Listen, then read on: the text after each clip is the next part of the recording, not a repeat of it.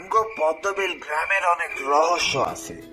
এই গ্রাম নিয়ে আপনার মনে যে প্রশ্ন আর জানার ইচ্ছা জমা রয়েছে সেইটা আমরা সবাই বুঝতেছি। গ্রামে তো এখনো যাইতে পারলেন না, আপাতত আমার নাতির মুখ থেকে এই গ্রামের একটা ধারণা নিয়ে নেন। কথাটা সত্যি। আসার পর থেকে যা যা হচ্ছে তাতে পদ্মবিল গ্রাম নিয়ে আমার আগ্রহ বেড়েছে বই কমছে না। মানুষ যেহেতু বেশি, আমি বসেছিলাম বিছানায়, আমার পাশাপাশি সুজন আর রুহুল আমিন। ওদিকে 4টি চেয়ারে ওহিদুল ইসলাম, দিলীপ মাস্টার, জাহাঙ্গীর হুজুর আর জামশেদ ইসলাম। নিচে টুলে বসে আছেন রমজান চাচা। আমি একটা বালিশ কোলে নিয়ে আরাম করে বসে বললাম, তাহলে সুজন, এবার শুরু করো তোমার গল্প। আমার গল্পটা কিন্তু বেশি পুরানো না, নতুনও না, 2 বছর আগের হইব। তখন আমি স্কুলে পড়ি। শোনেন তাইলে এবার বলি। বন্ধুরা, ভিডিওটি শুরু করার আগে আপনাদের সবার কাছে একটু রিকোয়েস্ট, আমাদের এই চ্যানেল মাল্টিভার্স স্কেয়ার ডিটেলকে এখনই সাবস্ক্রাইব করে সাবস্ক্রাইবের পাশে থাকা নোটিফিকেশন বেল আইকনটিকে অন করে দিন, যাতে করে আমাদের সবগুলো গল্প আপনি সবার আগে শুনতে পারেন। আমরা প্রতি সপ্তাহেই গ্রাম বাংলার ভূতের গল্প নিয়ে আপনাদের কাছে আসব, আর আপনাদের সাপোর্টই পারে আমাদের এই ছোট চ্যানেলটিকে অনেক বড় করে তুলতে। তো চলুন বন্ধুরা, শুরু করা যাক জুবায়ের আহমেদের লেখা, বাপি মণ্ডল, রেজা আহমেদ এবং হাসান মোহাম্মদ খানের কণ্ঠে পদ্মবিল অডিওভার্সের 2য় পর্ব, অভিশপ্ত ছবিঘর।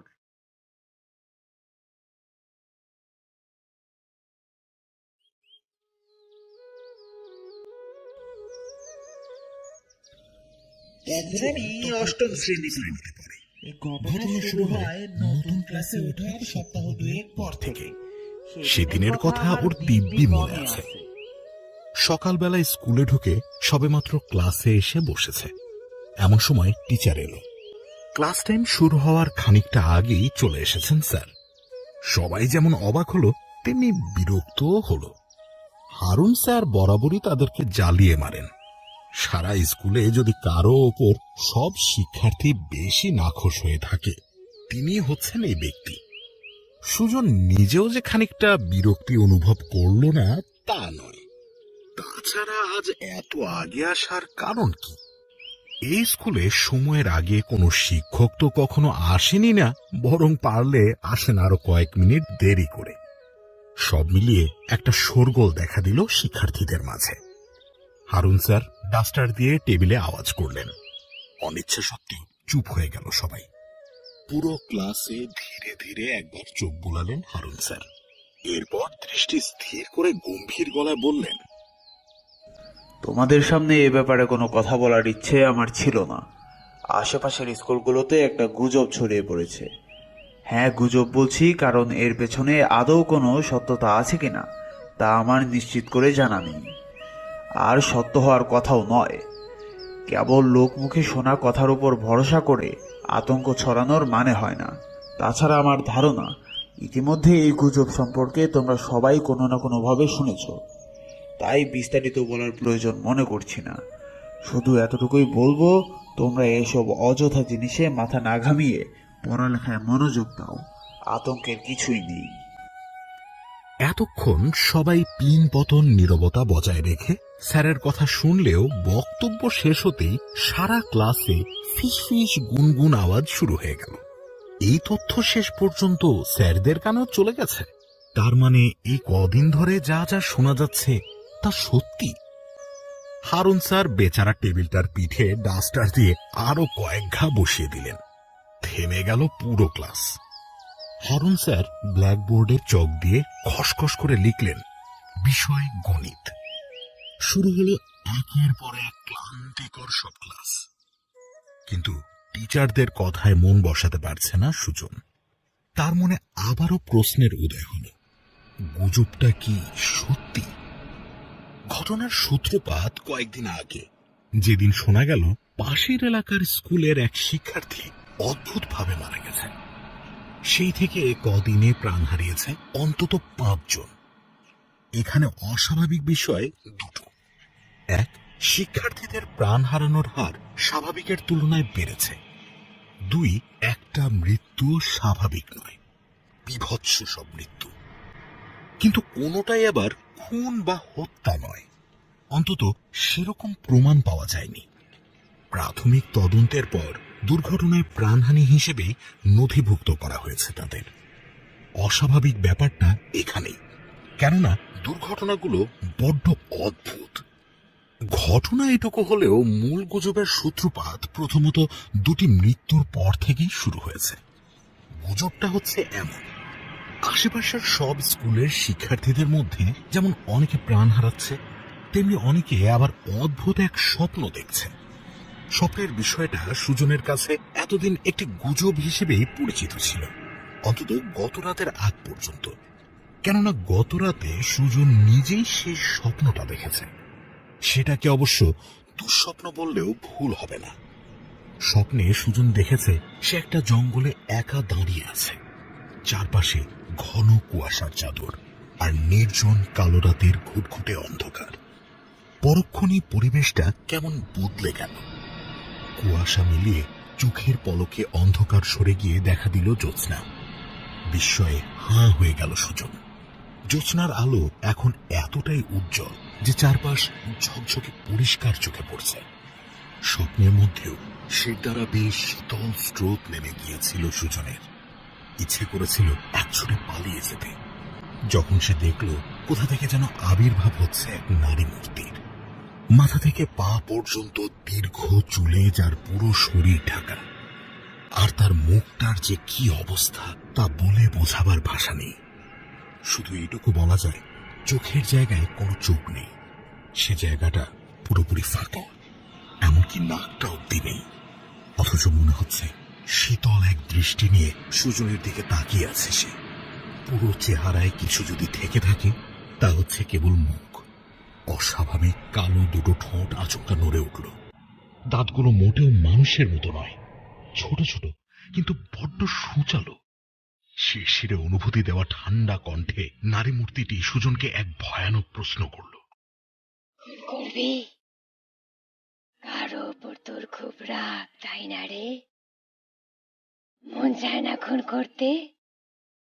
করবি খুন? সুজন বিস্ময়ে হতভম্ব হয়ে গিয়েছিল। কারো উপর তার রাগ আছে কি নেই সেটা এই নারী মূর্তি জানে কিভাবে? বেশি কিছু ভাবার সুযোগ পায়নি সুজন, কারণ নারী মূর্তিটি তার উত্তরের অপেক্ষা করেনি, বরং তাকে একটা প্রস্তাব দিয়েছে সহজ পদ্ধতিতে খুন করার। সেই সাথে খুন করার জন্য কি কি প্রয়োজন এবং কি কি করতে হবে তার একটা বিশদ বর্ণনা দিয়েছে। সুজন ভেবে দেখল উপকরণগুলো পাওয়া কঠিন নয়। প্রথম ধাপ হচ্ছে কাউকে খুন করতে চাইলে তার কিছু চুল জোগাড় করতে হবে, এমনকি একটি মাত্র চুল হলেও অসুবিধা নেই। আর লাগবে সেই ব্যক্তির একটি ফটোগ্রাফ। এরপর দ্বিতীয় ধাপ, রাতে ঘুমানোর সময় বালিশের নিচে রাখতে হবে সেই ছবি, আর হাতের মুঠোয় রাখতে হবে সেই ব্যক্তির চুল। এরপর আর কিছু না, ঘুমাতে হবে। তারপর আসে তৃতীয় ধাপ। গভীর ঘুমে তলিয়ে যাওয়ার পর শুরু হবে একটি স্বপ্ন। স্বপ্নের ভেতর হাতে ধরা থাকবে বালিশের নিচে রাখা সেই ছবিটি। সামনে তাকালে দেখা মিলবে একটা ছোট্ট মাটির ঘরের। সোজা এগিয়ে যেতে হবে, কাঠের দরজাটি খুলে ভেতরে ঢুকতে হবে। এখানে বলে রাখা ভালো, সেই দরজা যে কেউ খুলতে পারবে না। খুলতে হলে খুন করার মতো আত্মবিশ্বাস থাকতে হবে, তবেই দরজাটি খুলবে। দরজাটি খোলার পর ভেতরে গেলে দেখা যাবে ঘরের চারপাশের দেয়ালে ছড়িয়ে আছে অসংখ্য তীক্ষ্ণ কাঁটা। হাতের ছবিটা নিয়ে যে কোনো একটা কাঁটায় এমন ভাবে আটকে দিতে হবে যেন ছবিটি ফুটো হয়ে কাঁটা বেরিয়ে থাকে। তারপর ঘর থেকে বেরিয়ে আসতে হবে। সকালে ঘুম যখন ভেঙে যাবে তখন করতে হবে আসল কাজটি। হাতের মুঠোয় থাকা চুলগুলো আগুনে পুড়িয়ে ফেলতে হবে, আর ওটাই শেষ কাজ। যতক্ষণ এই শেষ কাজটি না করা হবে ততক্ষণ শিকার বেঁচে থাকবে, আর আগুনে পোড়ালেই শিকার খতম। যাওয়ার আগে আরেকবার কথাগুলো মনে করিয়ে দিয়েছিল নারী মূর্তিটি। শোন, তোরে আবারও কইয়া দিতাছি, খায়েশ থাকলেই কিন্তু ঢুকতে পারবি না। মনে মনে প্রস্তুত হইয়া যাবি। একবার ঘরে ঢুকতে পারলে তোর ক্ষমতা টের পাবি। যে কাউরে খুন কইরা ফেলতে পারবি নিজের মন মতো। তোরে খালি ঘরে ঢুকতে পারতে হইব। আর এই ক্ষমতা কিন্তু তোরে মাগনা দিতাছি। এমন কিছু লাগবো না আমার, শুধু একটা জিনিস দিতে হইব তোরে। বেশি কিছু না, সামান্য জিনিস। সেইটা কি পরে জানতে পারবি। বলেই ক্রুর একটা হাসি দিয়েছিল সেই নারী মূর্তিটি। গায়ে কাঁটা দিয়ে ওঠে সুজনের। তারপর যেমন হঠাৎ করে এসেছিল তেমনি হঠাৎ উধাও হয়ে যায় ভয়ানক সেই নারী। সুজন পরবর্তীতে আরেকটু খোঁজ নিয়ে জেনেছিল সবাই কিন্তু এই স্বপ্ন দেখেনি, দেখেছে তারাই যাদের মনে একবার হলেও কাউকে খুন করার মতো চিন্তা এসেছে, কিংবা কারো প্রতি অন্তত পাহাড় সমান ক্রোধ জমা হয়েছে।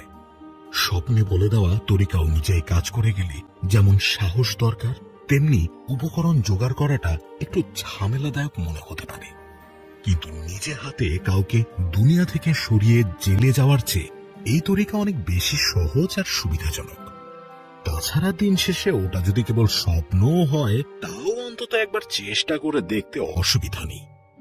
সুজন অন্যান্যদের দিক থেকে বিষয়টা এভাবেই ভেবে দেখল, বাস্তবে যদি তাই হয় আর ফলাফলও যদি সত্যি হয়, তাহলে পরিস্থিতি কি দাঁড়াবে তা ভেবে আতঙ্কিত হয়ে পড়ে সুজন। তাছাড়া তার মধ্যে একটা অশান্তিও কাজ করতে শুরু করে। খুন করতে যাওয়া শিক্ষার্থীরাই কেবল ওই স্বপ্ন দেখছে, তবে কি তার নিজের মনেও খুন করার সুপ্ত বাসনা রয়েছে, যেটা কিনা সে নিজেও জানে না? এখন আর এক কাপ চা খাইলে মনে হয় ভালো হইব। কইরা আনিসা, কি বলেন আপনারা? বাইরে বৃষ্টির জোর আরো বেড়েছে। ঠান্ডা বাতাস ঢুকছে ঘরে। শীত শীত করছে সবারই, তবে ওহিদুল ইসলাম আর জাহাঙ্গীর হুজুর রীতিমতো ঠক ঠক করে কাঁপছেন। বিষয়টা রমজান চাচার চোখ এড়ায়নি। তিনি আবার জিজ্ঞাসা করলেন, কি চা খাইবেন, রং চা নাকি দুধ চা? ওহিদুল ইসলাম আর জাহাঙ্গীর হুজুরের অবস্থা এমন যে এই মুহূর্তে কোন রকম এক কাপ চা হলেই হয়, সেটা যে ধরনের হোক না কেন।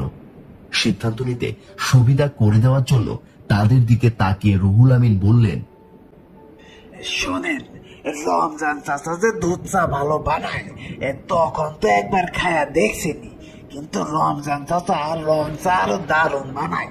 তাই এটাই সুবর্ণ সুযোগ, খাইলে একবার তার রং চা খায়া দেখেন, শরীরও গরম হইব। প্রশংসা শুনে রমজান চাচা বেশ লজ্জা পেয়ে গেলেন। লাজুক হাসি দিয়ে বললেন, দেখছেন কি কি যে কইতাছে।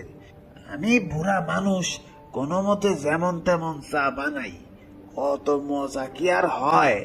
আপনাকে একটু ভালো লাগলে আমি সার্থক। আহা চাচা, যেটা সত্য সেটা আমারে কইতে দিবেন তো, ওনারা খাইলেই বুঝতে পারবো। তাই চাচা, ওনাকে যেহেতু কষ্ট হইতাছে, তাইলে আপনার ওই লং আদার স্পেশাল চা কইরা খাওয়ান। চা বানানোর জন্য উঠে পড়লেন রমজান চাচা। এ সময় রুহুল আমিন সুজনকে জিজ্ঞেস করলেন, আচ্ছা সুজন, ওই যে নারী মূর্তি না ডাকিনি কি জানি একটা দেখলা, শেষে যাওয়ার সময় যে তারে কি দিতে হইব বইলা গেল, সেটা কি ছিল? সুজন যেমনটা জবাব দিল তাতে বোঝা গেল সে ওই ব্যাপারে তেমন কিছু আন্দাজ করতে পারেনি। তার মতে গল্পের বাকি অংশ সবাই শুনলে হয়তো তারা বুঝলেও বুঝতে পারে। জামশেদ ইসলাম এবার বলে উঠলেন, রুহুল, এখন না হয় থাক, ওটা পরে বোঝা যাবে। রমজান চাচা আগে চা আনুক, সবাই একসাথে তারপর বাকিটা শুনি। আপনারা না হয় শুনতে থাকেন, আমি এই গল্পটা জানি। সুজন, তুই বলতে থাক, আমি অতক্ষণে চা আনতাছি। রমজান চাচা পাশের ঘরে চলে গেলেন চায়ের বন্দোবস্ত করতে। সুজন আবার তার গল্প শুরু করলো। টিফিনের ঘন্টা তখন বেজেছিল। হুড়মুড় করে সবাই বেরিয়ে গেলাম। কেউ কেউ ভেতরে থাকলো। ব্যাগ থেকে টিফিন বের করে খাওয়ার বন্দোবস্ত করতে লাগলো। সুজন আজ দোকান থেকে কিছু কিনে খাবে। এই স্কুলে আবার ক্যান্টিন নেই। ক্লাস থেকে বেরিয়ে এলো সে। মাঠের কাছে দাঁড়িয়ে বুক ভরে বাতাস টেনে নিল। রাতের স্বপ্নটা নিয়ে আজ কবি সব চিন্তা ভাবনায় মাথাটা ভার হয়ে আছে। মাঠে ছেলেপেলেরা খেলছে। ওদের দিকে তাকিয়ে একটা সিদ্ধান্ত নিয়ে ফেলল সে। না, কাউকে খুন করার ইচ্ছে তার নেই। ওসব তাকে দিয়ে সম্ভব না। আচ্ছা, এমনও তো হতে পারে রাতে যে স্বপ্নটা দেখেছিল সেটা কেবলই একটা সাধারণ স্বপ্ন। নিশ্চয়ই ব্যাপারটা কাকতালীয় ছিল। হয়তো ওসব গুজব নিয়ে বেশি বেশি ভাবার ফল। এখন হাবিজাবি চিন্তা করার সময় নেই। চিন্তা করার মতো তার চেয়েও বড় কিছু রয়েছে তার হাতে। সামনে পরীক্ষা। পড়ালেখায় মনোযোগ দিতে হবে। আগের রাতে পড়ে পরীক্ষা পাশ করার পরিকল্পনা আর কতদিন। আকাশ পাতাল ভাবতে ভাবতে বাইরের একটা দোকানের দিকে এগিয়ে যেতে লাগলো সুজন। পথিমধ্যে চোখ গেল স্কুলের মূল ভবনটির পাশে একটা ফাঁকা জায়গাতে। পুরনো কথা মনে করতে চায় না সে। তবু যা দেখতে পাচ্ছে তা এখানকার নিয়মিত বিষয়, তাই এড়িয়ে যাওয়ার সুযোগ নেই। স্কুলের এই অংশটা একটু আড়ালে এবং নিরিবিলি থাকায় সেখানে স্কুলের সিনিয়র বখাটে ছেলেদের ধূমপানের হিড়িক পড়ে যায়। তাদের মধ্যে সুজনের বয়সী 2-3 জন যে থাকে না তা নয়, সেই সাথে জায়গাটা বখাটেদের শিকার ধরার জায়গাও বটে। সুজন দেখল আজকের শিকার তার নিচের ক্লাসের একটা ছেলে, আর শিকারী বরাবরের মতোই তার ক্লাসের মতিন, রতন আর শফিক। সুজন একপাশে দাঁড়িয়ে গেল। যদিও তার এসব দেখার ইচ্ছে নেই, কিন্তু কেন যে সে দাঁড়ালো সেটা সে জানে না। মতিন এই মুহূর্তে নতুন ছেলেটির কলার ধরে গালে ইচ্ছে মতো চর বসাচ্ছে। পাশে রতন একটা বনগুটি খাচ্ছে আর দাঁত কেলিয়ে হাসছে, আর তার পাশে নির্বিকার চেহারা নিয়ে তাদেরকে দেখছে শফিক। চরের আওয়াজ শোনা যাচ্ছে বেশ ভালোভাবে, কিন্তু আশপাশ থেকে সবাই দেখলেও কেউ কিছু বলছে না। মতিনের দলকে কিছু বলার সাহস নেই কারো, শুধু দেখে যেতে হবে। প্রতি স্কুল বা ক্লাসে কিছু ছেলেপেলে থাকে যারা সব সময় শক্তি আর ক্ষমতা দেখায় দুর্বলদের ওপর। তাদের মধ্যে আবার কিছু থাকে যারা সেই সীমাটাও লঙ্ঘন করে ফেলে। মতিনের দল ঠিক সেরকম। বিদেশে ইংরেজিতে যাদেরকে বলা হয় বুলি। সুজন তাদেরকে দেখতে দেখতেই কিছু বিষয় জানতে পারল। যেমন মতিনের দল ছেলেটিকে বলেছিল তাদের জন্য টিফিন এনে দিতে, কিন্তু ছেলেটা সেটা পারেনি। কেন পারেনি সেটার জন্য এক দফা চর খেতে হলো তাকে। ছেলেটি জানালো তার কাছে আজ কোনো টাকা নেই। কেন টাকা নেই সেটার জন্য আরেক দফা চর খেতে হলো তাকে। ব্যাপারটা এমন যেন এই ছেলেটি মতিনের দলের কেনা গোলাম। মতিনের দল যাকে একবার ধরে তার মানসিক অবস্থা যে কি হয় তা বলার মতো নয়। সেটা সুজন বেশ ভালো করেই জানে। ক্লাসের অন্যদের টিফিন মেরে দেওয়া, নিজের খরচ না করে অন্যদের টাকায় টিফিন আনানো, ক্লাসের একজনকে দিয়ে আরেকজনের টাকা চুরি করানো, দামি জিনিসপত্র হাতিয়ে নেওয়া, মারধর করা ইত্যাদি মতিনদের দৈনন্দিন কাজ। কে আর কি বলবে, ক্লাসের সবাই তো ভুক্তভোগী। শিক্ষার্থীদের বাবা মারা মনে করেন স্কুল নিরাপদ, সেখানে বাচ্চারা মনের আনন্দে লেখাপড়া করে, কেউ জ্বালায় না। কিন্তু বাস্তবতা ভিন্ন। কতটা আনন্দে কি হয় সেটা শিক্ষার্থীরাই ভালো জানে। টিচারদের কাছে অভিযোগ করার উপায় নেই, কারণ অভিযোগ করলে আবারও মতিনের মতো কারো হাতে মার খেতে হয়। ভয়ে কেউ তাই মুখ খোলে না। দুর্বল হলে শিকারীর হাতে তাকে পড়তেই হবে। টিফিন না পেয়ে মতিন চর মারতে মারতে এক পর্যায়ে ছেলেটির মুখে লাথি মেরে বসল।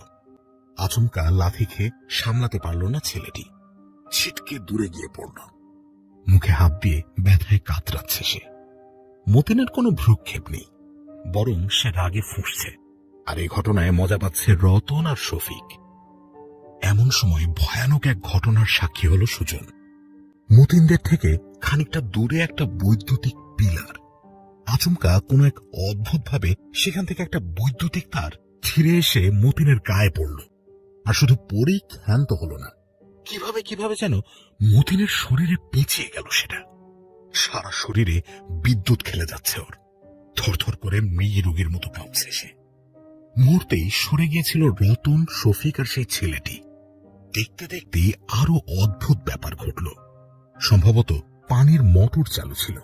স্কুল ভবনের ছাদ থেকে টাঙ্কি ভরে পানি পড়তে থাকলো। তাও আবার মতিনরা যেখানে দাঁড়িয়ে ঠিক সেদিকেই। সুজন মনে করতে পারল না টাঙ্কির পানি কখনো এদিকে পড়েছিল কিনা। সাধারণত পানিটা পড়ে অপর দিকে, কিন্তু আশেপাশের সবাই বিস্ময় নিয়ে দেখল যে মতিনের পায়ের নিচে পানি গড়িয়ে এসে জমা হয়েছে। এবার সমান তালে বিদ্যুৎ প্রবাহিত হচ্ছে মাটি আর মতিনের শরীরে।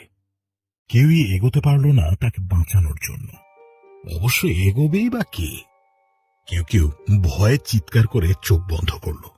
দুবার পটকাবাজির মতো আওয়াজ করে মতিনের শরীরটা জ্বলে ওঠার পর থেমে গেল সবকিছু। মতিন নিস্তেজ, সেই দেহে আর প্রাণ নেই। পুরো ব্যাপারটা ঘটে গেল মাত্র কয়েক সেকেন্ডে। কেউ আর ওদিকে তাকিয়ে থাকতে পারল না। সেই সময় সুজনের কেমন একটা হিমশীতল অনুভূতি হল। তার মনে হলো মতিনের চারপাশে অনেকগুলো অস্পষ্ট আবছায়া মূর্তি ঘুরে বেড়াচ্ছে। সুজন বুঝে উঠতে পারল না সে যা দেখছে তা কি চোখের ভুল। একই সাথে তার মাথা আর ঘাড় প্রচন্ড ভারী ভারী লাগছে, যেন কেউ তার ঘাড়ে মাথায় চেপে বসেছে। সুজনের মনে হলো এই বুঝে সে বমি করে ফেলবে, কিন্তু না, ধীরে ধীরে চাপটা কমে গেল। তাকিয়ে দেখল মতিনের চারপাশের ঘোলাটে ভাবটাও দূর হয়েছে। এদিকে স্কুল থেকে শিক্ষকরা বেরিয়ে এসেছেন, অ্যাম্বুলেন্স ডাকা হচ্ছে। বেশ শোরগোল পড়ে গেল চারপাশে। মতিনের মৃত্যুকে শেষ পর্যন্ত দুর্ঘটনা হিসেবে ঘোষণা দেওয়া হলো। দুর্ঘটনাই বটে, তবে অস্বাভাবিক দুর্ঘটনা। সুজন পরে জিজ্ঞেস করে জেনেছিল তার মতো চাপা অনুভূতি নাকি বাকিদেরও হয়েছে। এমনকি মতিনের চারপাশে অস্পষ্ট আবছায়াগুলো তারাও দেখেছে, কিন্তু নিশ্চিত হতে পারেনি। সুজনের মতোই ভেবেছে চোখের ভুল। তবে একটা ব্যাপার সত্যি, যারা সামনে থেকে দেখেছে তারা সবাই কিছুটা হলেও মানে যে মতিনের ঘটনার সময় অদৃশ্য কেউ কলকাঠি নাড়ছিল। কারণ কিভাবে সম্ভব যে ওরকম একটা বিদ্যুতের তার তার গায়ে পড়ে পেঁচিয়ে গেল অমন করে? আর কিভাবেই বা একই সময়ে ছাদ থেকে পানি সেদিকেই পড়ল? আপাত দৃষ্টিতে বাস্তব মনে হলেও কেমন যেন অবাস্তব মনে হচ্ছে পুরো বিষয়টা। এমন দুর্ঘটনা কেউ আগে কখনো দেখেনি, যেন জোর করে সেটা ঘটানো হয়েছে। কিন্তু কেউ নিশ্চিত হতে পারল না কে এমন কাজটা করবে, কার এমন অশুভ শক্তি। কেউ না জানলেও সুজন ঠিকই জানে কে মতিনের মৃত্যুর পেছনে কলকাঠি নেড়েছে। যখন তারের মধ্যে মতিন পেঁচিয়ে যেতে শুরু করেছিল, তখন বিষয়টা দেখতে ভিড় করেছিল সবাই। সে সময় মুহূর্তের জন্য একবার পেছনে তাকিয়েছিল সুজন। খানিকটা উঁচু জায়গায় দাঁড়িয়ে থাকায় ওর দেখতে একটু অসুবিধা হয়নি। কেউ খেয়াল না করলেও সে দেখেছিল ভিড় থেকে কিছুটা দূরে দাঁড়িয়ে লাইটার দিয়ে হাতে ধরে রাখা কিছু চুল পুড়িয়ে দিচ্ছে আর মিটমিট করে হাসছে তাদেরই ক্লাসের মাসুম। গল্পের এই পর্যায়ে এসে সুজন থেমে গেল, গম্ভীর হয়ে আছে। বুঝতে পারছি ওর মনের ভেতর এখন কি চলছে। আমরাও কেউ আর কথা বলতে পারলাম না। রমজান চাচা এর মধ্যে চা এনে বসেছেন। কাপে তখনও অর্ধেকের মতো চা বাকি। খেতে দারুণ, কিন্তু গল্পের এই অংশটা শুনে উটুকু আর গলা দিয়ে কারো নামতে চাইছে না। বেশ কিছুক্ষণ নীরবতা বিরাজ করলো আমাদের মাঝে। হঠাৎ নিস্তব্ধতা ভেঙে কথা বললেন জামশেদ ইসলাম। ভাবতে পারিনি এমন একটা কিছু হতে পারে। মর্মান্তিক ব্যাপার। যারা মনে করে এ সকল জিনিসে মানুষ শুধু শুধুই ভয় পায়, তারা আসলে এমন বাস্তবতার মুখোমুখি হয়নি কখনো। শুধু ভয় আর আতঙ্কই নয়, ভাগ্য খারাপ থাকলে প্রাণ নিয়েও টানাটানি দেখা দেয়। সে ছোট হোক আর বড়, পরিণতিটা ভয়াবহ। সত্য কইছস, না জানি বাকি গল্পে আরো কত কি রইছে। এখনো তেমন কিছুই শোনেন নাই। এটা গল্পের সামান্য জায়গা মাত্র, এখনো আরো বাকি। শেষ পর্যন্ত শুনতে থাকেন। সুজন সাবধানে চায়ের কাপে চুমুক দিয়ে গলাটা ভিজিয়ে নিল, আবার শুরু করলো তার গল্প। ভূতবাদে সুজন আর যাকে ভয় পেত সে হচ্ছে মতিন। প্রতিদিন স্কুলে আসার পর থেকেই বুক ঠিপ ঠিপ করত তার। কখন কোন দিক দিয়ে যেন এসে তাকে ধরে ফেলে মতিন। সত্যি বলতে নতুন ক্লাসে ওঠার প্রায় শুরুর দিকে মতিনের খপ্পরে পড়েছিল সুজন। ওদের ক্লাস শুরু হওয়ার দিন কয়েক পর এই স্কুলে ভর্তি হয় মতিন। জানা যায় মতিন নাকি ট্রান্সফার হয়ে এখানে এসেছে। কিন্তু মতিন আসতে না আসতেই ক্লাসের পরিস্থিতি পাল্টে গেল। দস্যিগিরি করে দেখিয়ে দিল সে সবার ওপরে, আর বাকি সবাই তার নিচে। দুদিন পর ভর্তি হয় রতন আর শফিক। তারাও কিভাবে যেন মতিনের দলে ফিরে যায়। বখাটেপনা যা করার মতিনই করে। শফিক কেবল তার আশেপাশে থাকে, তাকে সায় দেয়, এর বেশি কিছু না। শফিক শুধু চেয়েছিল ক্লাসে সবার উপরে থাকতে। তাকে সবাই ভয় পাবে, আর সেটা সম্ভব যদি সে মতিনের সাথে দোস্তি করে। বাস্তবে আলাদা করে শফিককে কেউ ভয় পায় না, সে অবশ্য কাউকে কিছু করেও না।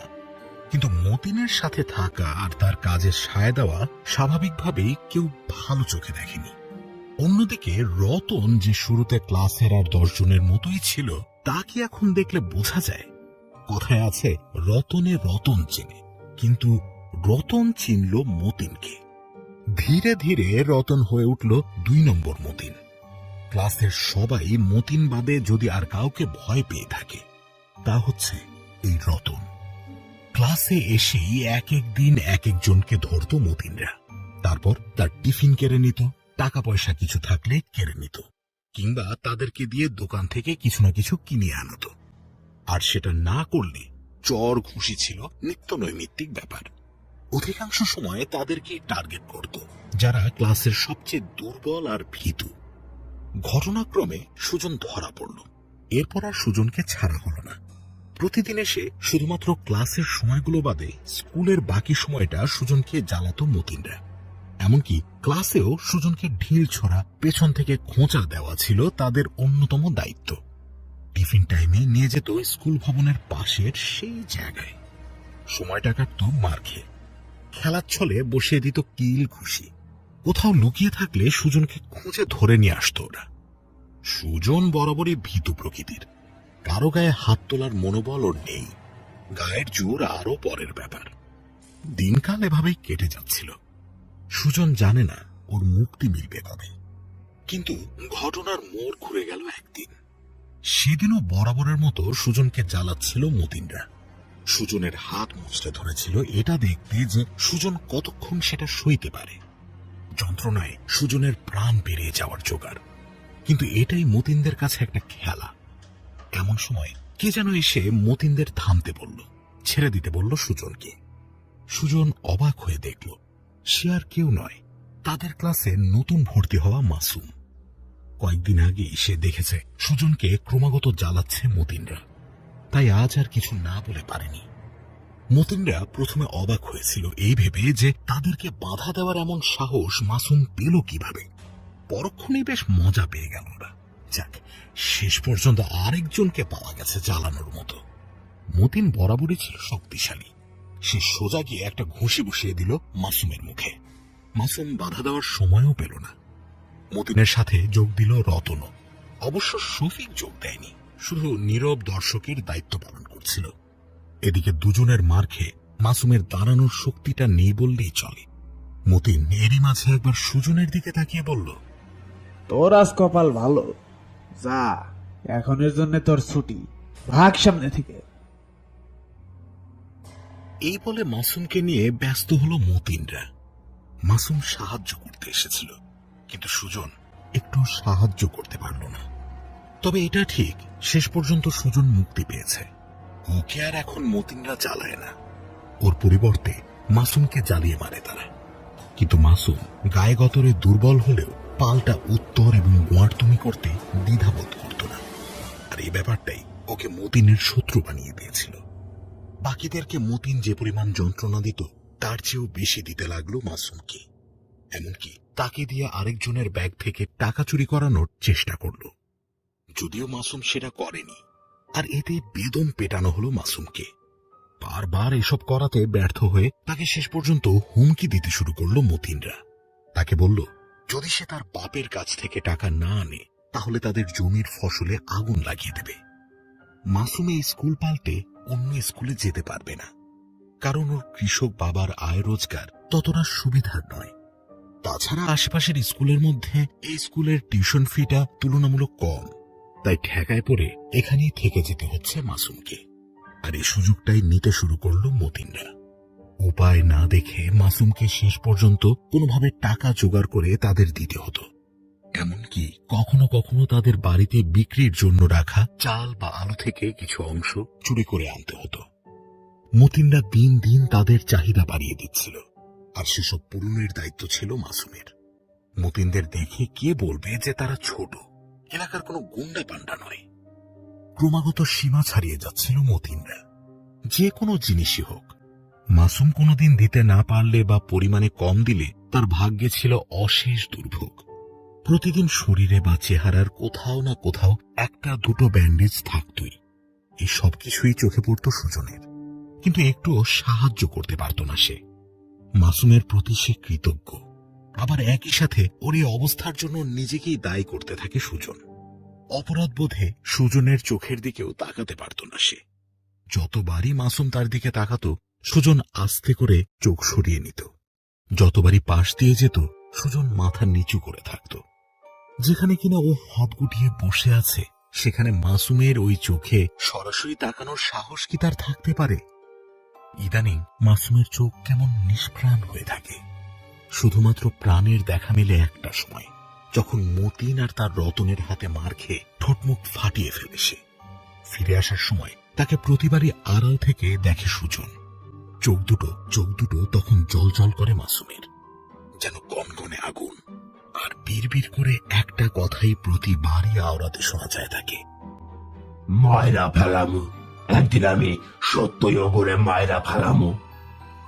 মতিনের মৃত্যুর ঠিক 3 দিন পর একই পরিণতি হলো শফিকের। এবারও টিফিন টাইমে সবার চোখের সামনে সবটা ঘটল। শফিককে ঘিরে অস্পষ্ট আবছায়া মূর্তি, চাপা অনুভূতি, সবই এক। শুধু শফিকের মৃত্যুর ধরনটা ভিন্ন। মতিনের পরিণতির পর শফিক আর রতন একদম চুপ মেরে গিয়েছিল। তাদের নেতাই যখন নেই, আর কি বা করবে তারা? তার উপর চোখের সামনে অমন ঘটনা দেখে স্বাভাবিক থাকাটা কঠিন। সেদিন টিফিন টাইমে সবাই যে যার মতো সময় কাটাচ্ছে। কেউ বাইরে খেলছে, কেউ খাচ্ছে, কেউ টেবিলে মাথা রেখে একটু ঘুমিয়ে নিচ্ছে, কেউ আবার বসে কিংবা দাঁড়িয়ে গল্প করছে। বেশিরভাগ আলোচনাই মতিনকে নিয়ে। কিন্তু আচমকাই ঘটে গেল ভয়ানক ঘটনাটা। রতন সে সময় ক্লাসে নেই। শফিক মনমরা চেহারা নিয়ে তার টেবিলে একা বসেছিল। হঠাৎ আওয়াজ করে সিলিং এ ঘুরতে থাকা ফ্যানটা কিভাবে যেন খুলে পড়ল শফিকের একটু পাশে। ফ্যানটা ঘুরছিল ফুল স্পিডে। পরন্ত অবস্থায় তার পাখাগুলো ছুঁয়ে গেল শফিকের গলা। যা ঘটার তাই ঘটল। কেউ কিছু বুঝে ওঠার আগে ধর থেকে আলাদা হয়ে গেল শফিকের মাথাটি। কয়েক সেকেন্ড সবাই স্থির দৃষ্টিতে তাকিয়েছিল ওদিকে। এরপর আচমকাই আকাশ কাঁপানো চিৎকার দিয়ে দৌড়ে ক্লাস থেকে বেরিয়ে যেতে শুরু করলো সবাই। সুজন আশেপাশে তাকিয়ে খুঁজল, মাসুম নেই সেখানে। কাঁপতে কাঁপতে ক্লাস থেকে বেরিয়ে এলো সে। মাসুমকে দেখতে পেল বাইরে, মিটমিট করে হাসছে। পকেটে কিছু একটা ঢোকালো, সম্ভবত লাইটার। কম্পিত কণ্ঠে তাকে জিজ্ঞেস করলো সুজন, কি করলি এটা তুই মাসুম? কেন করলি? কি করুম আবার? কি বলস তুই এগুলা? হাসতে হাসতেই কথাটা বলল মাসুম। কিন্তু সে ঠিকই বুঝতে পেরেছে সুজন কোন বিষয়ে প্রশ্ন করেছে। একটু থেমে আবার বলল সে, স্কুল ছুটির পর দাঁড়াস, বাকি কথা তখন হইব। সুজনের মনে ভয় ধরে গেল। তাকে আবার মেরে টেরে ফেলবে না তো মাসুম? যদিও তাদের মধ্যে সেরকম কোনো সখ্যতা ছিল না, কিন্তু সহপাঠীর খাতিরে কিংবা তাকে মতিনের হাত থেকে বাঁচানোর বিনিময়ে কোনো কিছু সে মাসুমের জন্য করতে পারেনি। বরং তার জন্য মাসুমের আজ এই অবস্থা। রাগে সবার আগে তাকে যে মাসুম মেরে ফেলেনি, এটাই সুজনের যেন বিশ্বাস হতে চায় না। তবু দুরু দুরু বুকে স্কুল ছুটির সময় মাসুমের মুখোমুখি হলো সে। কিছুক্ষণ চুপচাপ রাস্তায় হাঁটল ওরা। সুজনের মনে প্রশ্ন জমে আছে, কিন্তু কিছু বলার সাহস পাচ্ছে না। একটা সময় মাসুমই বলে উঠল, এইসব যে আমি করতেছি তুই বুঝলে কি কইরা? জাগা যা করছি ভালোর জন্য করছি, এখন ওরা আমারে জ্বালাইবো না, তোরেও জ্বালাইবো না, বাইসা গেছোস। কিন্তু কাজটা কি ঠিক হইল? মানুষ মেরে ফেলাইলি, ছোটখাটো কিছু না। যদি পুলিশ যাই না যায়? কোনো প্রমাণ আছে যে আমি মারছি? নাই। আমি কেমনে কি করছি এটা কেউ পুলিশে যায় বললেও বিশ্বাস করব না। সুজন বুঝল মাসুমের মনে ভয় ডর নেই। বয়স কম হলেও যুক্তিটা মন্দ দেয়নি সে। এইসব আষাঢ়ে গল্প কে বিশ্বাস করবে? তবু সুজন বলল, তাও চিন্তা কর, মানুষ মেরে ফেলানি তো ভালো কিছু না, এটা তো পাপ। ওইসব আমি বুঝি না। মতিনরা খারাপ, আমারে অনেক জ্বালাইছে। আমগো মতো আরো দুর্বল পোলা পাইনরে জ্বালাইছে। ওগুলো না মারলে আরো জ্বালাইতো। এখন মরছে, দুনিয়া থেকে ময়লা দূর হইছে, আর আর কাউরে জ্বালাইতে পারবো না। আমি তো চাইছিলাম মতিনরে সবার পরে মারবো। আগে তো মারতে চাইছিলাম শফিক রে। জানি শফিক কাউরে তেমন কিছু করে নাই, কিন্তু ওই মতিন গো লগেই থাকতো, ওগো কাজে সাই দিত। শয়তানের কাজে সাই দেওয়া মানে ওরে শয়তানি বলা যায়। শফিকের পর চাইছিলাম রতন রে মারমু, তারপর শেষে মতিন। ভয় দেখায়া তারপর মারার ইচ্ছা ছিল, কিন্তু রাগ সামলাইতে পারলাম না। মতিন রাগে খতম কইরা ফেললাম। তাই মাছ দিয়া শফিক রে সরাইয়া এখন হাতে রতন রে বাঁচায়া রাখছি। ওরেও খতম করবো, একটু ভয় পয়া নেক। সুজনের গা শিউরে উঠল। বুঝতে পারল মাসুম বদলে গেছে। নিজের ওপর তার আর কোনো নিয়ন্ত্রণ নেই, এখন শুধুই প্রতিশোধের নেশা। সুজন ভয়ে ভয়ে জিজ্ঞেস করল, তার মানে তো দেখতেছি ওই স্বপ্ন আর গুজব সত্যি। তুই কেমনে কি করলি বলতো? সত্যি। প্রথমে আমিও গুজব ভাবছিলাম, কিন্তু স্বপ্নটা দেখার পর আমার মনে হইল একবার চেষ্টা কইরা দেখতে দোষ নাই। মাসুমের কাছ থেকে সুজন পুরো ঘটনাটি শুনতে শুরু করল। মতিনের খপ্পরে পড়ার পর থেকেই মাসুমের অবস্থা দিন দিন খারাপ হতে থাকে। রাগে ক্রোধে একটা সময় ও সিদ্ধান্ত নিয়ে ফেলে মতিনকে সে খুনি করে ফেলবে। কিন্তু ভাবাটা যত সহজ, বাস্তবে করা ততটাই কঠিন। কিন্তু ওর পথ সহজ করে দেয় সেই স্বপ্ন, ঠিক যে স্বপ্নটা সুজন দেখেছিল। স্বপ্ন দেখার পরই মাসুম ঠিক করে ফেলে একবার চেষ্টা করে দেখা যায়। সে সুযোগের অপেক্ষায় থাকে। একদিন মতিনকে অনুসরণ করে জানতে পারল মতিন, রতন আর শফিক প্রায় প্রতিদিনই স্কুলের পর একসাথে ঘুরে বেড়ায়। কিন্তু মাসুম ভেবে পাচ্ছিল না কিভাবে উপকরণগুলো জোগাড় করবে। অনুসরণ করতে গিয়ে সেই সুযোগও একদিন পেয়ে গেল সে। মাসুম দেখল তিনজনে একই সাথে একটা সেলুনে চুল কাটাচ্ছে। সে অপেক্ষা করল। তিনজন বেরিয়ে যাওয়ার পর সুযোগ বুঝে ওদের কিছু চুল সংগ্রহ করে ফেলল। আর ছবি জোগাড় করতে বেশি অসুবিধা হয়নি। ওর একটা বাটন ফোন ছিল, যেটা দিয়ে আবার ছবিও তোলা যায়। মাসুম এক ফাঁকে তিনজনের আলাদা আলাদা ছবি তুলে নিয়েছে। যদিও ছবির কোয়ালিটি বাজে, তবুও ওদের কাজ চলে যাবে আশা করেছিল মাসুম। এরপর কম্পিউটারের দোকান থেকে প্রিন্ট করিয়ে নিয়েছে সেই ছবিগুলো। সবকিছু জোগাড় হওয়ার পর শুরু হয় মাসুমের আসল কাজ। মতিনের ছবি বালিশের নিচে রেখে হাতের মুঠিতে চুল রেখে ঘুমিয়ে পড়ে সে। আচমকাই নিজেকে আবিষ্কার করে এক ফাঁকা মাঠে। কিভাবে যেন হাতে চলে এসেছে বালিশের নিচে রাখা মতিনের সেই ছবিটা। চারপাশ কালো, কেমন যেন ধোঁয়াটে। সামনে তাকাতেই দেখল একটু দূরে একটা ছোট্ট গোলাকার মাটির ঘর। দেখলে হঠাৎ মাটির ঢিবি বলে মনে হয়। মাসুম ভেবে পেল না সে কি ঘরটায় ঢুকবে। যদি ওটার ভেতরে সেই ডাইনিটা থাকে, আরো ঢুকলেই খপ করে ধরে ফেলে। আকাশ পাতাল ভাবতে ভাবতে মাসুম হঠাৎ শুনতে পেল চারপাশে কেমন যেন ফিসফিস আওয়াজ হচ্ছে। মনে হচ্ছে অনেকগুলো কণ্ঠস্বর, কিন্তু কারা ফিসফিস করবে? কই, কেউ তো নেই। আশপাশে তাকাতে গিয়ে খেয়াল করল ধোঁয়ার মাঝে তাকে ঘিরে কিছু চেহারা ফুটে উঠছে। দেখতে দেখতেই সেগুলো রূপ নিল মানুষের দেহের আকৃতিতে। দেহগুলো মানুষেরই, কিন্তু তারা ঠিক মানুষ নয়। চেহারা থেকে শুরু করে হাত পা সবই ফ্যাকাশে, কাপড়গুলো কেমন শতছিন্ন, চোখ ঘোলাটে। দেখে বোঝা যায় তাদের দেহে কোনো প্রাণ নেই, কিন্তু কোনো এক অজানা উপায়ে তারা এগিয়ে আসছে মাসুমের দিকে।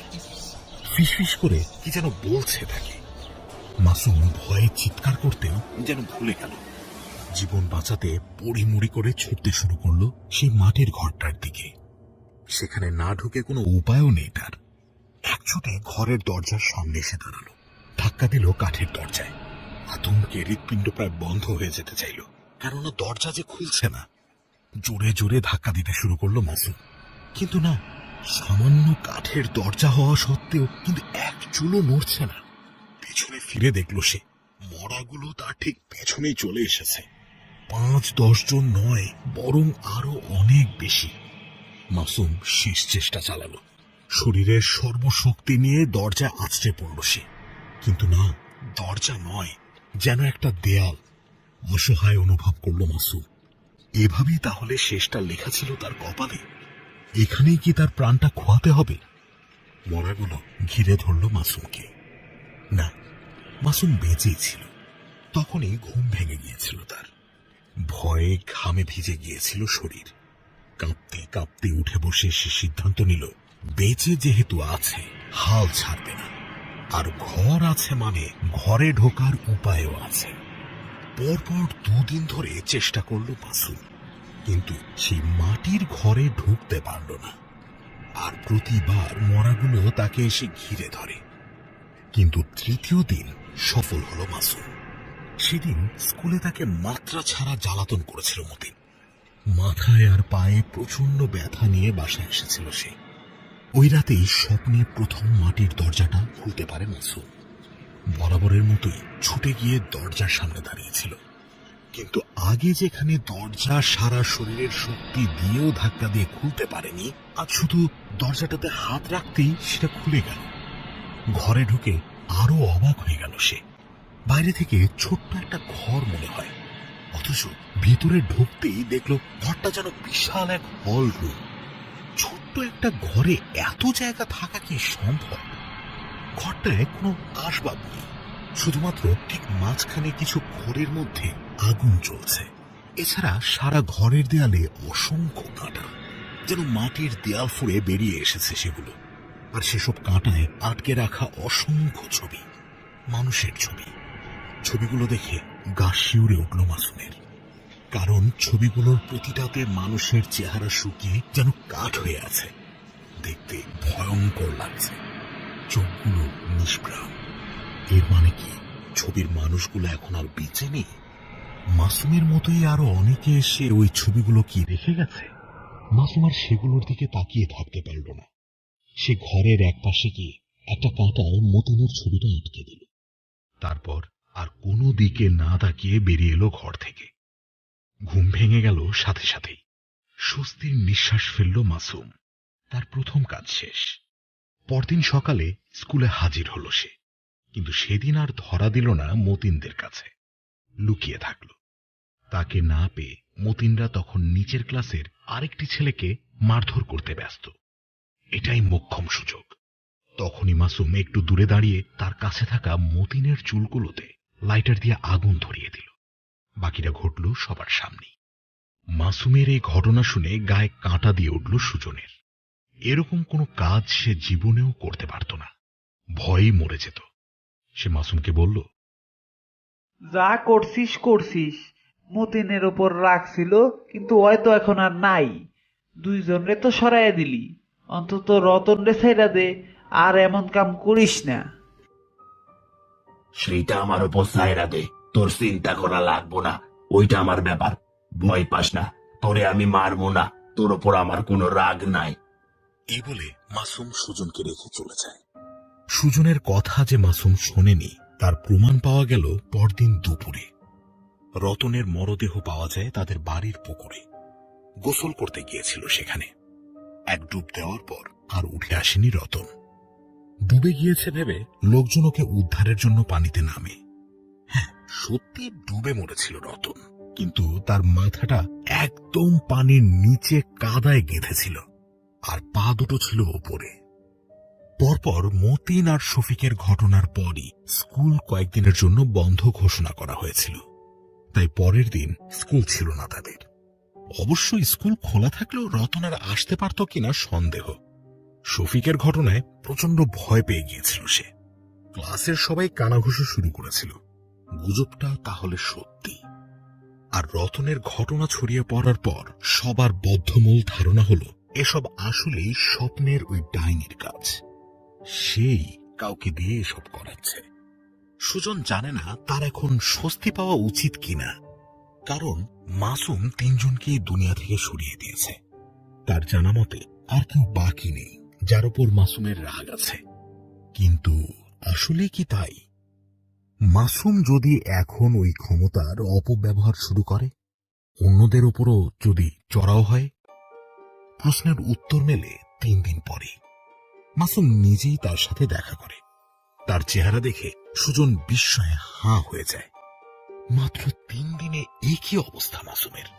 কাল বসে গেছে, চোখ প্রায় কোটরে ঢুকে গেছে, শরীর শুকিয়ে হাড় বেরিয়ে আসছে, গলার স্বরে কোনো জোর নেই। কিভাবে হলো এসব? জবাবে মাসুমের কাছ থেকে সুজন যা শুনল তাতে ভয়ে হাত পা অসাড় হয়ে গেল ওর। এমনটা সে ঘুণাক্ষরেও ভাবেনি। মাসুমের ভাষ্য মতে তার আর বেশি দিন বাকি নেই, সেও মরবে।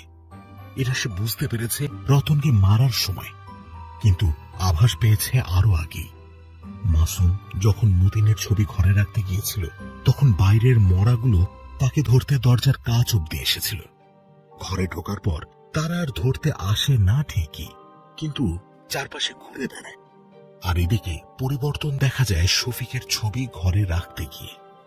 সেবার মরাগুলো দরজা দিয়ে কিছুটা ভেতরে ঢুকেছিল, তবে পুরোপুরি নয়। সেই সাথে ফিসফিসানিও বেড়ে গিয়েছিল আগের তুলনায়। কিন্তু রতনের ছবি ঘরে রাখার সময় ভয়ে আত্মা শুকিয়ে গিয়েছিল মাসুমের। সেদিন দেখতে পেল যে মরাগুলো ঘরের ভেতর একদম তার চারপাশে গা ঘেঁষে দাঁড়িয়েছে। কানের কাছে ফিসফিস করে বলছে, তোর সময় শেষ, এবার তোর ছবি ঝুলবে। এভাবে বারবার একই কথা বলতে থাকলো ওরা। মাসুম ভয়ে দৌড়ে বেরিয়ে এসেছিল ঘর থেকে। রতনকে খতম করার পর তার মাথায় এসেছিল কেন অমন কথা বলেছিল মরাগুলো। ওই কথার মানে কি এই যে তার নিজের ছবি কেউ রেখে আসবে ওই ঘরে, এরপর তারও মৃত্যু হবে বাকিদের মতো? কিন্তু কেন এমনটা করবে, আর কে বা এমনটা করবে? এই প্রশ্নের উত্তর তাকে জানতে হবে। তাই সেদিন রাত থেকেই মাসুম চেষ্টা করে যাচ্ছে আবারও স্বপ্নের সেই ঘরে ঢোকার। কিন্তু আশ্চর্য ব্যাপার, মাসুম আর ঘুমাতেই পারছে না। সেদিন রাত থেকে মাসুম এ অবধি 1 ফোঁটাও ঘুমাতে পারেনি। ওই স্বপ্ন দেখা আর ঘরে ঢোকা তো পরের কথা। মাসুম দুশ্চিন্তায় ক্লান্তিতে দিশেহারা হয়ে গেছে।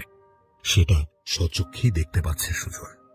আর যে কিছু করার নেই তা বুঝে গেছে মাসুম। তার ধারণা খুব শীঘ্রই সে পরপারে যাবে, তাই শেষ বিদায় নিয়ে চলে গেল। সুজন এসব কথা ভাবতে ভাবতে নিজেও রাতে কোনোভাবে ঘুমাতে পারল না। সিদ্ধান্ত নিল সকালেই মাসুমকে একবার দেখতে যাবে। ওর মনে হলো এ সময়ে মাসুমের পাশে থাকাটাই বোধহয় ভালো হবে। যেই ভাবা সেই কাজ। সকালে উঠে মাসুমের বাড়িতে গেল সে, কিন্তু গিয়েই শুনল কান্নার রোর। শুনেই সুজনের বুকটা ধড়াস করে উঠল। কি হয়েছে এখানে? মাসুমের কি কিছু হলো? যা আশঙ্কা করা হয়েছিল তাই কি ঘটল শেষ পর্যন্ত? সুজন এক দৌড়ে বাড়িতে ঢুকে গেল। দেখল একটা ঘর থেকে ক্রমাগত ধোঁয়া বেরোচ্ছে। সেদিক থেকেই কান্নার আওয়াজ আসছে। ছুটে গিয়ে যা দেখলো তা যেন ও নিজেই বিশ্বাস করতে পারল না। একটা বিছানা ঘিরে বাড়ির কয়েকজন মানুষ আহাজারি করছে, আর বিছানায় শুয়ে আছে একজন। সে আর কেউ নয়, মাসুম। ওর দেহে যে প্রাণ নেই তা দিব্যি বুঝতে পারল সুজন।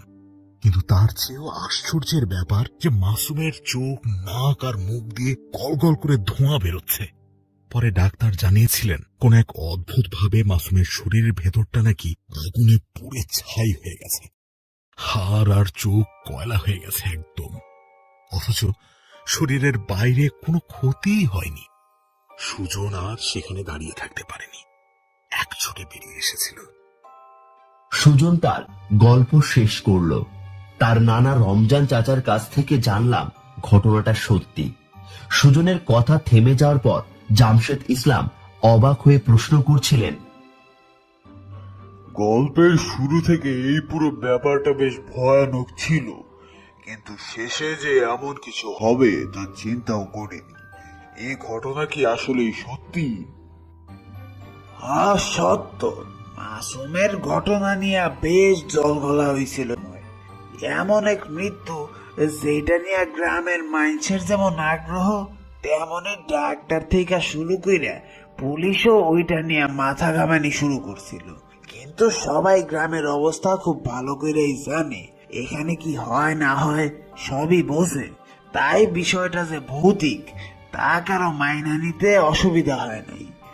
অনেকদিন ঘটনাটা সবার মুখে মুখে গল্প হইয়াছিল, তবে মাসুমের মীমাংসা ওই সময় শেষ হইয়া যায়। এমন আজব ঘটনা ঘটলে সেগুলা কেমনে কেমনে জানি সারা দেশেই ছড়ায় পড়ে।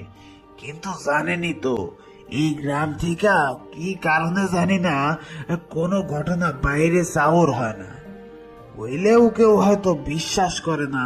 তাই পদ্মবিলের রহস্য পদ্মবিলেই থাইকা যায়। সবকিছু শুনে আমরা সবাই বেশ কিছুক্ষণ থম মেরে রইলাম। আসলে এমন একটা ঘটনা কোনো পত্রিকায় বেরোতে দেখিনি, শহরের কারো মুখে ছড়াতে শুনিনি। তবে মর্মান্তিক এই ঘটনায় সুজন এখনো নিজেকে এসবের জন্য দায়ী বলে মনে করে। ওকে অবশ্য দোষ দেওয়া যায় না। চনমনে ছেলেটা এই গল্প বলতে বলতেই কেমন বিমর্ষ হয়ে গিয়েছিল।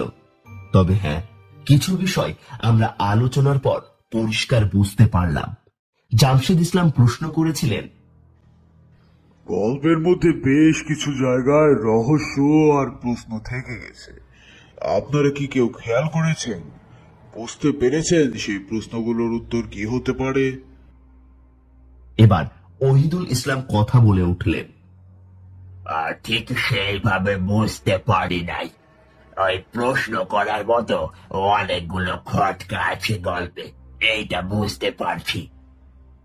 জাহাঙ্গীর হুজুরও তাল মিলালেন, আমারও মনে হইল যখন ঘটনাগুলো ঘটছিল তখন কিছু জায়গা সুজন বা মাসুমের চিন্তা ভাবনায় কোনোভাবে এড়াইয়া গেছে, তাই আমারও সেই জায়গাগুলোই প্রশ্ন তৈরি হইছে। তবে এইটাও মনে হইছে ঘটনার মধ্যে লুকায়া রইছে সব উত্তর। গল্পের পুরো সময়টা চুপ করেছিলেন দিলীপ মাস্টার। এবার তিনি মুখ খুললেন, ইমাম সাহেব, আপনার ধারণা সঠিক, উত্তর গল্পের মধ্যেই রয়েছে এবং আমি সেটা বুঝতেও পেরেছি। আমার ধারণা জামশেদ ভাইও ধরতে পেরেছেন, তাই না? হ্যাঁ, এর জন্যই প্রশ্ন করলাম যে আর কেউ খেয়াল করেছেন কিনা। মাস্টার মশাই, আপনি সবাইকে খুলে বলুন না হয়। ঠিক আছে, আপনারা তাহলে বলুন কার কোন জায়গায় প্রশ্ন রয়েছে, আমি উত্তর দেওয়ার চেষ্টা করছি। ওহিদুল ইসলাম ঝটপট প্রশ্ন করলেন, ওই যে মরাগুলো আছিল না, ওরা মাসুমরে ধরতে গেছিল কেন? মানে বলতে চাইছি, ডাইনিটা তো মাসুম। সুজন আর বাকি পোলাপাইনের নিজে থেকে আইসা প্রস্তাব দিচ্ছে খুন করার জন্য, ক্ষমতাও সে দিতে চাইছে। তাইলে মাসুম যখন গেল তখন মরাগুলোরে ভয় দেখাইতেছিল কেন? দিলীপ মাস্টার লেকচারের ভঙ্গিতে বলতে শুরু করলেন, মাসুম যখন মাটির ঘরের সামনে যাওয়ার আগে মাঠে দাঁড়িয়েছিল তখন আসলে একটু বেশি সময় নিয়েই দাঁড়িয়েছিল, কারণ তখনও ওর মনে ছিল দোটানা। মাটির ঘরে ঢুকবে কি ঢুকবে না সেটা নিয়ে সে ভালোই চিন্তিত ছিল। ওর যদি খুন করার মতো সেরকম মনোবল থাকতো তাহলে এত দোটানায় ভুগত না। সিদ্ধান্ত নিতে যেহেতু দেরি করছিল, সুতরাং একটা সম্ভাবনাও ছিল ওর মাটির ঘরে শেষ পর্যন্ত না ঢোকার। আমার ধারণা এমনটা হলে সেই ভয়ানক নারী মূর্তির প্রস্তাব বিফলে যেত, তাই মরাগুলো তখন তাকে ধরতে গিয়েছিল। আসলে ধরতে যায়নি, ওরা মাসুমকে তাড়া দিয়েছিল ঘরটায় গিয়ে ঢোকার জন্য। ওদের ভয়ে মাসুমের মাটির ঘরটায় ঢোকা ছাড়া আর কোনো উপায় ছিল না। মূলত একটা টোপ ফেলেছিল ওরা। ওই মরাগুলো আসলে কি সত্যি কোনো মানুষ মহিলা অমন হয়েছে? তাহলে ওরা ওইখানে স্বপ্নের মধ্যে কি করে? হ্যাঁ, ওই মরাগুলো আর কেউ নয়, বরং ছবিতে থাকা মানুষগুলোর অতৃপ্ত আত্মা। আর যেটাকে স্বপ্ন বলছেন, এমনও তো হতে পারে সেটা কোনো স্বপ্নই নয়। একটা স্বপ্নে সবাই এসে ছবি রেখে যাবে কিভাবে? আমার ধারণা জায়গাটা বাস্তবেই কোথাও রয়েছে, হয়তো মন্ত্রপুত কোনো জায়গা, যেটা কখনো কারো চোখে পড়েনি। স্বপ্নটা কেবল ছলনা মাত্র, আর ছবির মানুষগুলো মরে গিয়ে আত্মা হয়ে ওখানে আটকে পড়েছে। এবার জাহাঙ্গীর হুজুর জিজ্ঞেস করলেন, আমার একটা প্রশ্ন। মাসুম যে প্রথমে কয়েকবার মাটির ঘরের সামনে গিয়েছিল, ওর হাতে তো ছবিও ছিল, তাইলে দরজাটা খুলতে পারলো না কেন? কিন্তু পরে আবার কেমনে দরজাটা কোনো চেষ্টা না করতেই খুইলা গেল? ভালো প্রশ্ন, তবে সেই নারী মূর্তির কথাতেই সরাসরি উত্তরটা লুকিয়ে রয়েছে। তার প্রস্তাবের মাঝে একটা তথ্য ছিল এমন যে সবাই দরজাটা খুলতে পারবে না। খুলতে হলে খুন করার মতো প্রবল মানসিকতা থাকতে হবে। মনে আছে আপনাদের, মাসুম প্রথমে হাজার চেষ্টা করেও দরজাটা খুলতে পারেনি, কারণ মাসুমের মাঝে তখনও কিছু নৈতিকতা কাজ করছিল। তার মধ্যে হয়তো রাগ ছিল, ক্ষোভও ছিল, কিন্তু তখনও খুন করার মতো মানসিকতা পাকাপোক্ত হয়নি, কিংবা ওর অবচেতন মন বিষয়টাকে তখনও সঠিক বলে মনে করেনি। তবে তৃতীয় দিন যখন তার সাথে মতিনরা আরো কঠিন ব্যবহার করলো, তখন মাসুমের রাগ চরমে উঠে গিয়েছিল। খুন করতে বদ্ধপরিকর ছিল সে, তাই অবশেষে দরজাটা খুলে যায়। এবার আমি শেষ প্রশ্নটা করে বসলাম। যদিও এর উত্তর কি হতে পারে আমি ধারণা করতে পেরেছি, তবু দিলীপ মাস্টারের মতামত জানার আগ্রহ থেকেই প্রশ্নটা করা। মরাগুলো মাসুমকে তার সময় শেষ এমনটা বলার কারণ কি? তাছাড়া মাসুমের পরিণতি কি উদ্দেশ্য প্রণোদিত, নাকি সে নিজেই নিজের পরিণতি ডেকে এনেছিল? আর ওই নারী মূর্তি যে একটা জিনিস চেয়েছিল, সেটা কি? খেয়াল করে দেখবেন, মাসুম যতবার ছবি রাখতে গিয়েছিল, মরাগুলো প্রথমে দূরে থাকলেও ধাপে ধাপে তারা ঘরের ভেতর মাসুমের একদম কাছে চলে এসেছে। মাসুমের পরিণতি মাসুম নিজে ডেকে এনেছে, এটা বলাই যায়। তবে তার পরিণতি যে উদ্দেশ্য প্রণোদিত, এটাও সত্যি বলেই আমি মনে করি। শেষবার যখন মাসুম রতনের ছবি রাখতে যায়, তখন মরাগুলো তাকে জানিয়েছিল তার সময় শেষ, এবার তার ছবি ঝুলবে। এটা বলার কারণ, যাদের প্রতি মাসুমের রাগ ছিল তাদের সবাইকেই সরিয়ে ফেলেছে সে। তার লক্ষ্য পূরণ হয়েছে, ক্ষমতার মেয়াদও শেষ হয়েছে, এবার তাকেও বিদায় নিতে হবে। এখানেই বোঝা যায় নারী মূর্তি আসলে ঠিক কি চেয়েছিল। সত্যি বলতে, মাসুম বা অন্যান্য যারা তার প্রস্তাব অনুযায়ী খুন করেছে, তারা একটা জিনিস বুঝতে পারেনি, তা হচ্ছে বিনামূল্যে নয়, বরং তাদেরকে এই ক্ষমতা দেওয়া হয়েছিল তাদের নিজেরই আত্মার বিনিময়ে। পুরো বিষয়টাই ছিল কোনো এক অশুভ শক্তির মরণ ফাঁদ। সেই